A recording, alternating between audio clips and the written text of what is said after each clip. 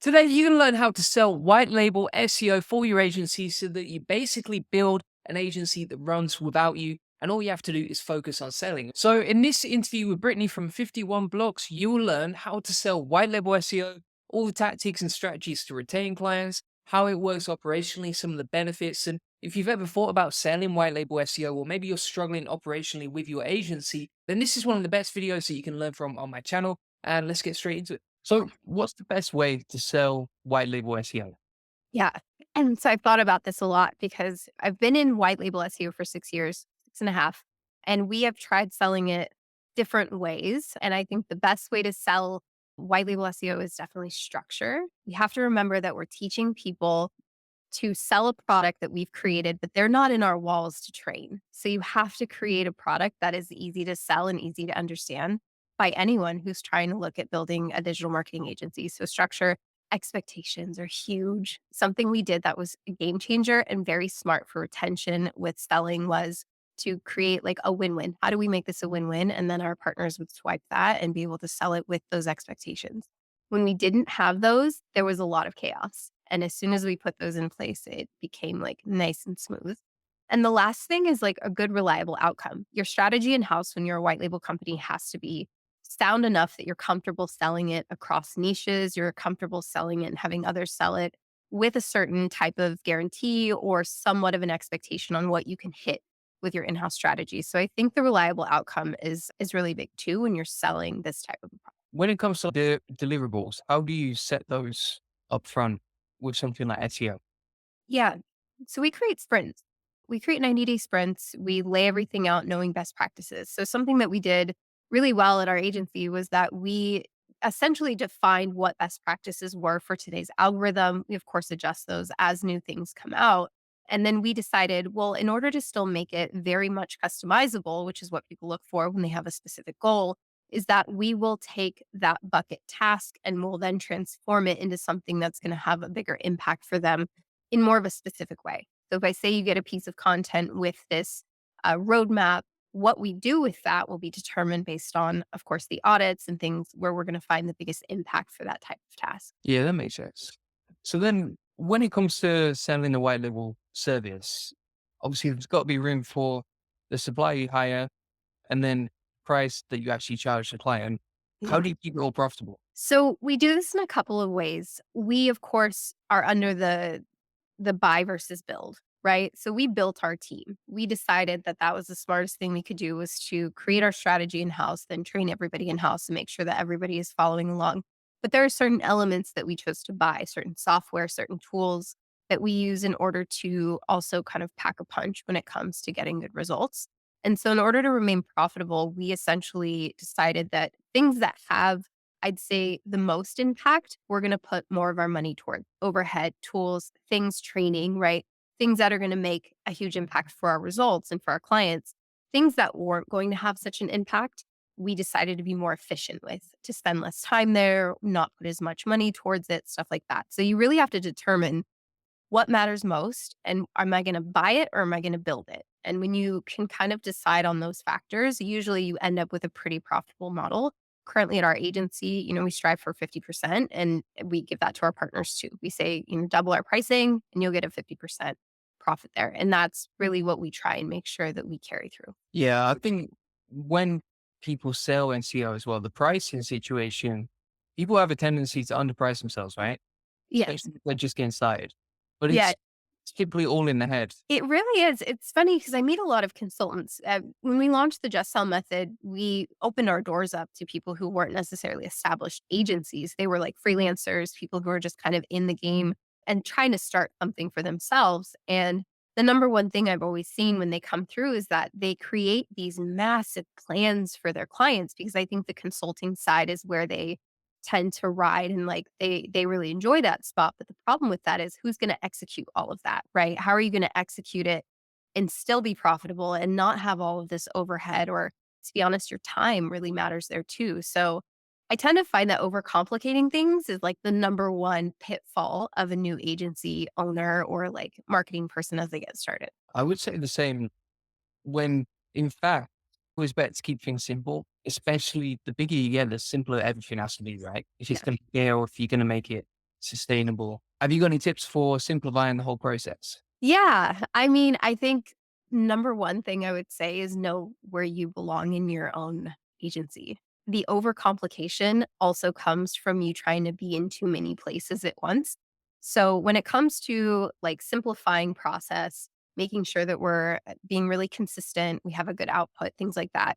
Look at your SOPs and look at things like swim lanes, right? Go through exercises where you're going to see how long does it take us to get to the goal and how many hands does it cross over to get there. So even things like content development, really big in the SEO world, will probably always be big in the SEO world. When you develop a piece of content, whose hands does it first touch? Usually your strategist. Then it goes off to your content writer. Then it comes back to the strategist, right, to optimize. And then it goes to the client for approval. All these things. So when you can streamline that and have less hands to the end goal, usually you're going to find your way in simplifying the process really well. And then again, back to my first point, knowing where you belong. Agency owners, smaller ones, I would find try and wear too many hats. And that's where the simplification is almost there's a roadblock there. So simplifying also means right people, right seat. And I think that ends up being like a really nice, smooth process. So let's say you're an agency starting up, and when it comes to your just sell method, who's typically using this? Is it bigger agencies or smaller agencies? We have both. So we do get, I would say, someone who has 5 or less team members. They might be around, closer to 10 as they start to grow. But anyone who has team members whose specific role is not for the client management and fulfillment, that's where we step in with Just Sell Method because we essentially we're not just like the side. We joke we're not like the side of fries. We're the whole meal at 51 blocks. We basically built an entire agency to be white labeled, not just the service. And so with that, we always find that the best fit for a model like that is somebody who is not looking to manage people, not looking to have an in-house team. If you have other services, certainly you can have those team members, but those are usually the best fit for our model because our front end people who represent the brands who are there to be the client facing support, they are closely tied to everything we do. So there's really nice synergy there because they understand everything from the strategy we're executing to being able to tap a team member quickly and keeping everything nicely organized. It's an interesting word because agencies can be so human heavy. Yeah. And if you're not used to that, it becomes really stressful, right? Right. Whereas if you're using a white label supplier, say like yourselves, you don't have to worry about that so much. Right. People forget about people management. The beauty of building an agency, I think, is that everybody wants to create a legacy for themselves, for their families, and they want to create this dream. I think the harder part is realizing that to manage human beings is quite a skill set. And I find that most agency owners are great in a leadership position, they're great in sales, but people management it's not always their forte. Recruiting, right, retaining, creating that company culture. Those are all aspects of growth that you'll hit at some point because once you go beyond 5 clients, you now need somebody else to come help. And then when you go beyond that, you now need someone to manage the people who are fulfilling all those things. And with the Just Sell method, we were like, why would you want to have to go hire a whole person just for these clients? We can just include those hours within, what we do, which is why we built it because I find that not everybody's great at managing people. It's a tough job for sure. Yeah, it's quite peaceful. It's something as well. I don't know if you can learn it.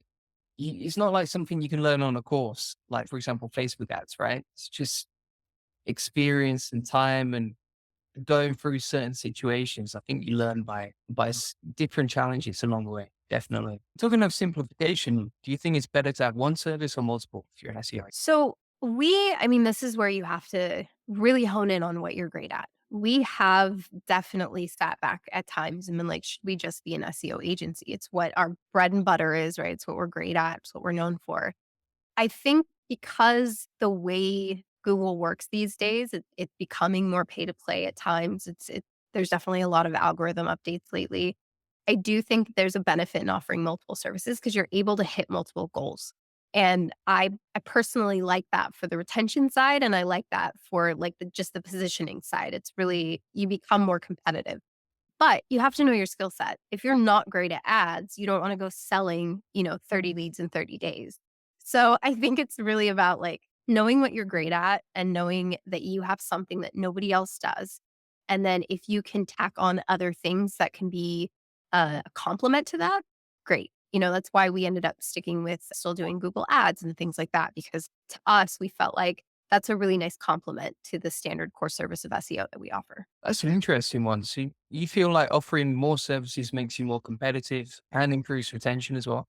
Yeah, we find that in this landscape, because we have, if we were just to sell SEO, for example, we would likely lose a number of partnerships to other agencies who sell all of it. Because ideally, especially as a white label agency for us, everybody wants it under one roof. So let's think of the end client, right? If they're just going to go to you for SEO, now they have to go out and they have to find a social media manager, they have to find an ads manager. They now have to go out and branch out, and you just become the one off vendor. So it's very similar to how we developed the Just Sell method, where we were like, every white label out there is just this like little department within an agency. They're just this one little spot, which is where you kind of become replaceable. What if we become all of it? What if we become everything that they need, right? Now you're more sticky. That's why we found in our experience, like selling multiple services is really helpful, because you then become I find there's just less friction. We don't have to ask clients to go find other resources. We are their resource. We're their number one resource.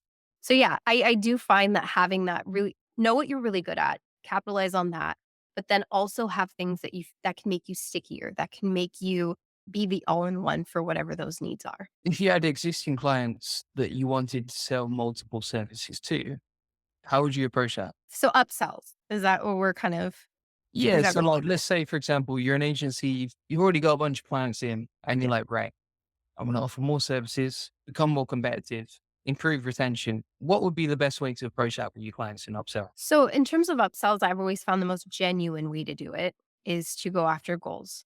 If they have a specific goal and you can meet the need with a different service, it's going to be a great way to upsell them. The other thing is to upsell with data. We're pretty successful at upsells because we use data to help drive those conversations. The one thing I think you don't wanna do is to approach an upsell like a traditional, like, salesman, where you're just basically throwing something out there that they may not need, that doesn't have any additional value. So, for us, let's say we just get someone in for SEO, and now we're listening and we're hearing, wow, they actually have a need for leads much sooner than the timeline of SEO. That gives us the opportunity and kind of the segue to go, you might be right for Google ads, get you some data. Let's see what you can invest and likely get out of it, things like that.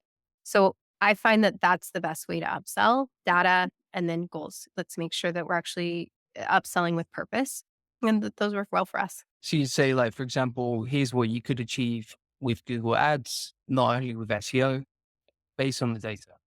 Yeah, we use the Google Keyword Planner a lot to help kind of facilitate the picture, paint the story of what they can get. And we use that because we find that it's nice to use the data Google provides us with. We always tell people this is a ballpark. This is what Google's going to tell us as far as more of an ideal. So this would be kind of where we can try and land for you. And it sets a really good expectation. I think when you go in without those metrics, when you go in without something to say or to give them that's more tangible, they're going to come up with their own assumptions of what everything should be. So they're going to come up with how much they think they should be getting back, right, as a return, or how much they think something's going to cost for the clicks and stuff like that. So lean with data, because every time it's helped safety net expectations for us. Do you think it'll be harder for agencies, especially in SEO, with the rise of AI? So, for example, I've seen some agencies, particularly in the content world, who have taken a massive hit since ChatGPT came out. What would you say on that? I think, yeah, content only agencies. I was a little worried there for a bit when I saw that, if you only offer content, for example, what it was going to look like. So I feel like one, shouldn't be afraid of AI. It is here, it is going to stay, and it's only going to get better and better. So use it to your advantage. So something that, for example, we did was we could have much deeper research using AI, especially when you have a global team. So I think with the rise of AI, we're also seeing the rise of new agencies starting up that are hiring VAs and all the people across the world. It's a great opportunity for people, but we want to make sure we use it in the right way. So things like research, I think that that's amazing. There's a lot of power in that, because now we can leverage something that's not like the manual research hours it used to take. I also think that being able to develop long form, deeper content, for example, it's a great use of AI, because now we can write faster, more efficiently, right? But we also have to use that human side of things. I think you're kind of in line with us there, where like you still can't replace human experience and you still can't replace certain elements that require a human's eyeball on all of these things. And so I think with the rise of AI, you know, marketing agencies shouldn't be scared of it. I think we have to figure out how to use it, but use it in a smart way and use it in a transparent way. I think that's the other thing is try not to, from what I've seen, if you try and pass it off like it's not AI, it's pretty obvious when it is, right? So try and be honest about your use of it, how you guys are leveraging it to make things better, make them easier, make them more efficient, give higher output. And that's really where I think marketers are going to find a strength with utilizing AI. Yeah, we've actually found that some clients place a bigger premium on human written content because they've realized this year they've gone off and they've tried ChatGPT, Yeah. realized it's not as good as you might think it is sometimes, and it looks very fancy on the outside and like you can get some good outputs from it, but sustainably long term, there's a lot of risk to it, and also sometimes human written content just has that extra level of quality, Yeah. particularly business. You know, It's the emotion. AI can't replace our emotions and our opinions yet. And that's where I think that's when it'll get scary for the world, right? Is when AI really can pick up things like that. But for right now, I think it's just it's a great research enhancement. It's a great way for people to understand local information that they might not know, not living in a certain city or something like that. But there is still so much that requires a human's eye that you can't just throw it into the machine and kick it back out. There really has to be a lot of thought that still goes into stuff like that. I think for the end clients in our industry, that's they get nervous about that, right? They get nervous about us just using it to shortcut cost versus like actually create something that could be so much more enhanced for them. let's say you start selling SEO, maybe you're using a white label supplier. How do you make sure that you keep the client? How do you avoid retention issues? You know, because I think there's a lot of excitement when clients come on board after 1 or 2 months. But if you don't set their expectations right, after 3 or 4 months, they're like, "Oh, we're just going to try a PPC instead and get some ads and some sales in straight away." You know. Right. Yeah. Well, the first thing I would say is to definitely leverage the just sell method where we retain your clients. But if we're not going to do that, I'll give you my thoughts on retention. Well, you should talk about the just sell method as well. Yeah. So the just sell method, we focus on retention and results, right? The methodology behind it is that we are carrying over expectations and constantly going back to those so that we can always be on the same page. So in that program, we develop things like micro KPIs. There's a longer trajectory with SEO. We all know that. So how do we keep a client informed that we're on track or off track along the way? Those are going to be the micro KPIs that you want to set in place usually on a quarterly basis, and then speak to those, go back to those, always revisit those. And then we move on to the next one. In terms of churn, when I was the COO here at our agency, I focused a lot on understanding what it meant to be like really proactive and how can we keep people informed ahead of when they're trying to spot things. Because I think the hardest part about SEO and it being such a complicated service is that there's vanity metrics like keywords, right? So we have clients, the end clients who are going to be staring at keywords. They could still be getting a great ROI and they're going to be sitting there staring at keywords. So we always want to make sure that we're keeping that dialogue and that story going to where the end goal should be.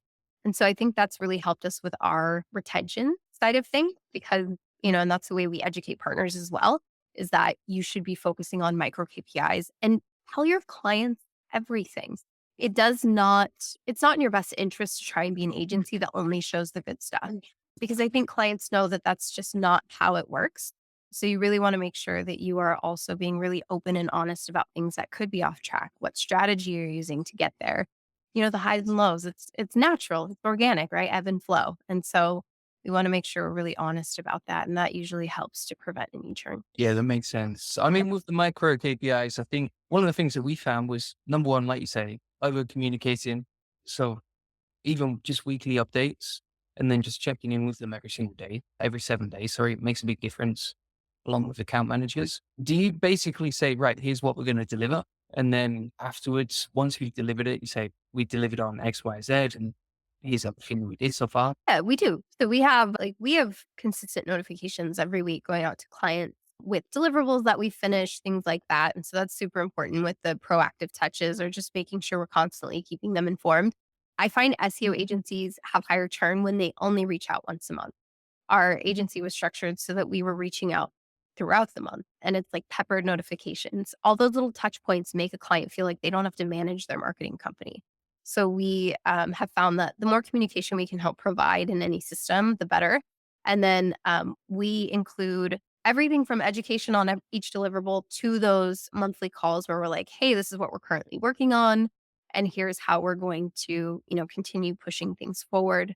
It's just constant communication. It's one of the reasons why at our agency, we work at scale, we're managing, over 600 clients every day. Why we chose to have client success managers versus putting account managers on the front lines. Those client success managers are 100% communication. And when you start to work at scale, it's what you need in order to get good, fast response times, have, I think, more thoughtful answers that clients can digest. I love account managers. That's my background as well, but we can definitely nerd out a little too hard on clients and then it goes over their head and they lose the value. So, making sure we communicate in a way that clients can comprehend is one of the most important skill sets that you're going to end up having at your agency. What's the difference between an account manager and a client success manager for you then? Yeah. So client success managers are kind of like a concierge. So when we go to a hotel, for example, we think of a concierge as the person we can call up and say, hey, I need more towels. I need this, that, and the other, right? At our agency, those are our cheerleaders for the client. That's the glue that kind of keeps them there and the relationship building and bonding.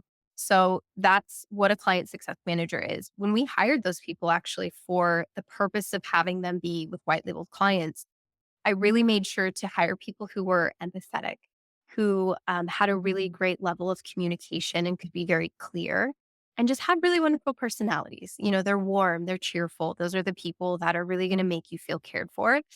Account managers, strategists, anyone who's ever worked with someone who's in SEO, right, can be, I think, just more technical. They're also, from what I've seen psychologically, a lot more married to their work. And so it's harder for them to encounter situations where clients aren't happy with their work because they're so proud of their work, right? And so you can find a little friction there, whereas a client success manager is going to be Switzerland. They're completely neutral. They're there to just make sure clients get what they need, the team gets what they need, and their job is really just to be like that big smiley face. So it's a big difference when you look at it from a personality side. It's a big difference when you look at it from a skill set side. But the impact that has been huge for us. I think it's probably one of the smartest moves we made as we started to scale beyond 2 million, I think is when we kind of shifted that model.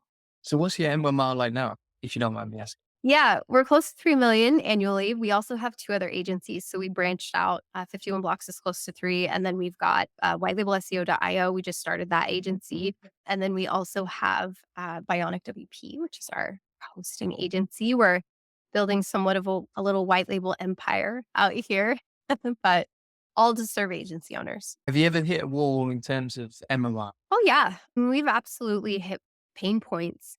Being a white label company, we're relying on partners to sell successfully. And there's no control there, right? They're going to do it at their own pace. They're going to do it in their own way. They could have multiple vendors. Like there's all sorts of stuff you're kind of up against. I think what's helped us consistently grow has been to constantly roll out new things and to always kind of be offering new ways of getting them more profit, right? Our end goal is to make sure that agency owners are thriving. And in order to do that, we've had to do various deals and offers and things like that. That helps get people excited as well. When we hit walls of growth, and it's very natural and normal. And I think that's where newer agency owners don't quite know that but it does look like this, you grow really fast and then you may break and then you have to reconfigure and then you grow some more. And that's why people like to come to a white label outsource like, like your agency and ours is we've already gone past a lot of those growth points. So you're kind of now being able to operate at a level where you won't have to hit those walls. But for us, each time it's always come back to what are we offering? Is it the best possible product that we can offer? What ways can we transform it and change it? The only thing constant in our world is change. And so, we're always trying to look at new ways of doing it. And I think at the end of the day, everybody likes a good deal. So we've learned that by having things like discounts, by having ways that people can earn more profit in their pocket, it's been a successful kind of win-win for all of us. It's a good one. I think for us, we've seen the same situation where we could scale to multi six figures pretty quickly, and then we hit certain walls. And you kind of just have to get used to that as an agency, right? It might be like 1 or 2 or 3 months before you figure out the problem behind it. And then growth is never like this. It's up and down and Mhm. you sort of find ways around that. But if you zoom out over the long term and you look at the graph, you're like, oh, gradually it's going up. Yeah. You've got to reflect and have that data that shows you before and after. I think for us, one of the best things was in implementing EOS scorecards Yeah. so that we could track, okay, this is where we were last year. Here's where we are today. It might not feel sometimes like we're making progress. If you look long term over 6, 12 months, the progress is insane that you can make with an agency, right? Oh, yeah. Yeah, for sure. EOS, by the way, is something we implemented as well, and that was like a game changer to make sure that we could track everything and measure everything and kind of monitor. And I've learned, quarter over quarter, year over year, those are our lenses because month over month can absolutely kind of ebb and flow. But yeah, it's really interesting when you kind of step back and you can also track where you implemented certain things, new products, new strategy, and go, "Wow, that really took off," and that's kind of where it was for us too. When we relaunched the brand, it was, "Wow, this is something that we hear all the time, nobody else has, and it has such a huge impact." And it's fun, this is a fun ride. You have to have thick skin for sure to be in this world, but it's a fun ride when you can kind of figure it out. Yeah, definitely. Definitely. Yeah, I think you have to learn to enjoy the journey as well, right? Yeah. And appreciate the wins along the way. Yeah, for sure. Enjoy those wins because you'll have the flip side of that inevitably, right? That you have to deal with. And I think that's the emotional journey of running an agency is something that not a lot of people talk about, I think, enough and how hard it can be. I mean, for agency owners, this is their baby. If I look at Michael, who's our owner at 51 Blocks and all our other agencies, these are his babies. And he's so emotionally tied to it. When I came in, I was much more, I think, logical about it because I was just an employee at the agency. And sometimes you need that buffer in order to also find the next phase of growth where you can objectively look at things or step out of the business and let someone else take it and kind of take it to the next level. Because those impacts aren't as great, I think, to your employees, though we're all on the same mission and we're super excited to get there. And being a CEO, I definitely carry a lot of stress, but I'm more excited to kind of see what we're looking at, beyond this year, 5 years from now. Should be fun. Just conscious of time. Is there anything else you want to cover before we go? No, I mean, this is great. I think, bottom line, if you're going to have an SEO agency, really dial in your strategy, all best practices, things that you know are going to make a good impact, and then also understanding what to buy versus build. If you're going to build your in-house team, you now are responsible for people who are going to be delivering a product to your clients, and you have to make sure that it's done really, really well because at the end of the day, that represents you. So if not, you leverage white label agencies like ours where we can kind of deliver those great quality products for you because we've already been there and are on a different level. But yeah, no, this is great. Thank you for having me on. Thanks so much. And what's the best way to get in touch? Say if people want to get started with the Oh, Just sure. Sell method. Yeah. So 51blocks.com, we have a simple little contact form. It comes directly to me and you can book a call with me and kind of go over everything. Funny enough, we don't have a sales team at our agency. We've been built 14 years off of mostly referrals and just making a good name for ourselves. And I always find that when you come through the doors, one thing to really remember when you have never managed beyond, let's say, 100 clients at one time is agencies like ours always feel different because, to your point earlier, we've simplified, we've gotten a good streamlined process. Everything isn't overcomplicated. It is actually quite simple and straightforward. And so we cover all that in like the demo calls and stuff like that. Sounds good. All right. Thanks so much, Julian. So thanks so much for watching. If you want to check out 51 Blocks and the Just Sell white label solution, there you can check that out at 51blocks.com. I've left a link in the description and the comments too if you want to check that out. And if you do want to get a free course about how to get more leads, traffic, and sales to your agency, plus how to increase your profits, your revenue, your sales, and scale faster for free with tons of tutorials, etc., then you can get that for free. Link is in the comments as well. Thanks so much for watching. Make sure you subscribe. Appreciate it. Bye bye.